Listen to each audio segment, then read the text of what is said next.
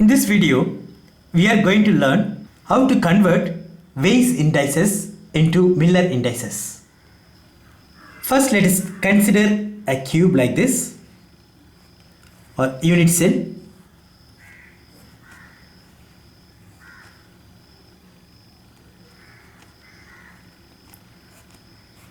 This is x-axis, y-axis, z-axis.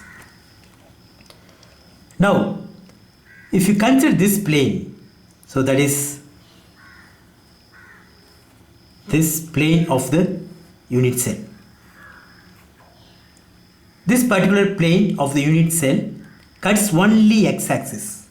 It doesn't touch y as well as z.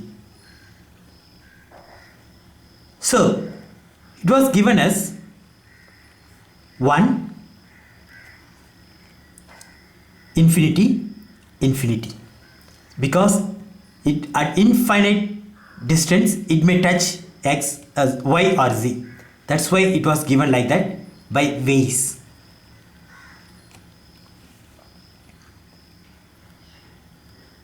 This was little bit modified by Miller.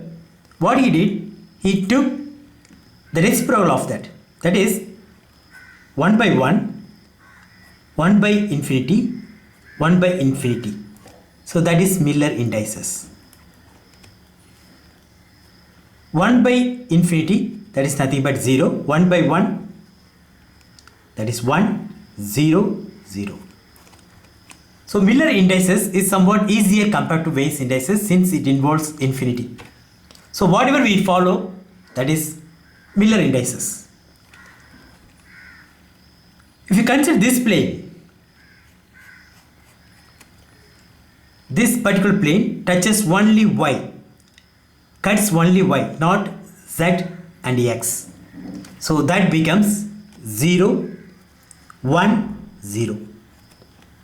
This 1, 0, 0. If I go for this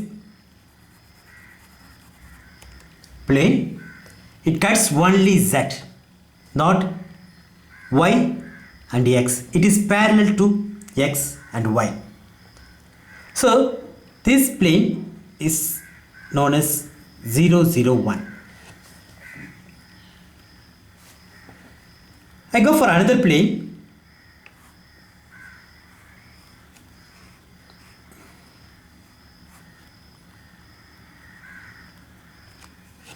A plane which cuts,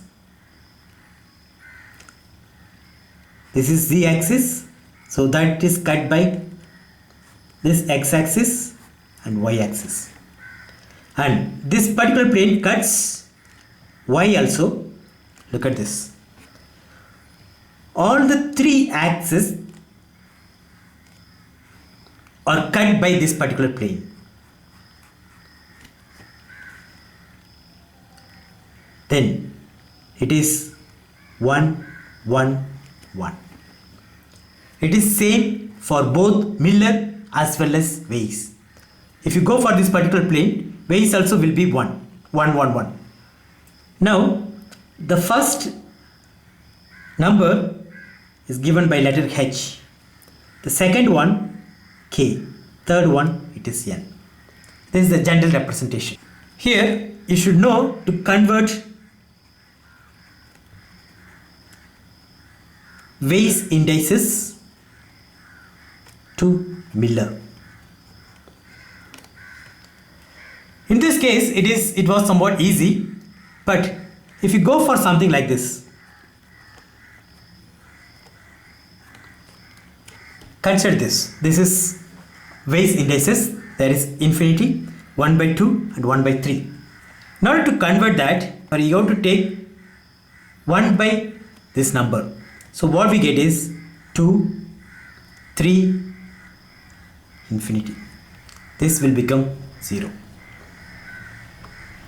That is 1 by 1 by 2, 1 by 1 by 3, 1 by infinity. So I take this to the top, 2, 3, 0. Instead of that, if you get something like this, 2, 3, infinity, then you have to take the reciprocal. But generally we don't write like this. This is converted into whole number. So to do that, 1 by 2, comma 1 by 3, comma 0, multiply by 6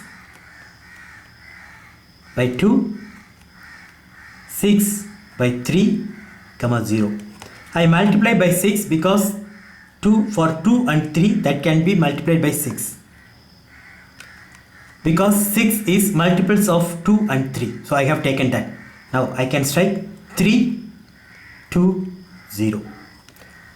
Now compare this 3, 2, 0 and 2, 3, infinity. This number has come this side. But when it is like this, the same number is there, 2, 3, 0. So this number just goes to the top. But when it is on the top, it just gets exchanged. You can try other problems also like this. Using this, you can find out the distance between two planes. That is given by D is equal to A by root of h square, k square, l square. This is the distance between two planes. It is given by the formula h, k and l. They are the indices. What is A? A is nothing but the lattice parameter. That is the distance between atom or the length of the unit cell.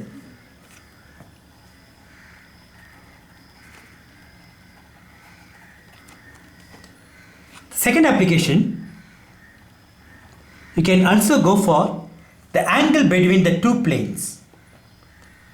That is calculated by h1, h2.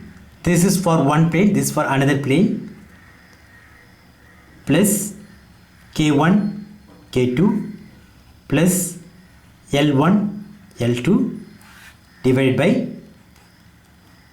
root of h1 square plus k1 square plus l1 square and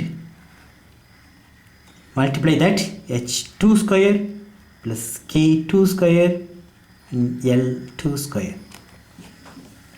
So using these two formula, you can find out the distance between two planes as well as the angle between the two planes. Now I go for this one. I take square for the d value. What I get is a square divided by h square plus k square plus l square. In other words, 1 by d square is equal to h square by a square, k square by a square, l square by a square. So this also same as this one. So you can use either this formula as well as this. I go for this because I am going to use this in Bragg equation.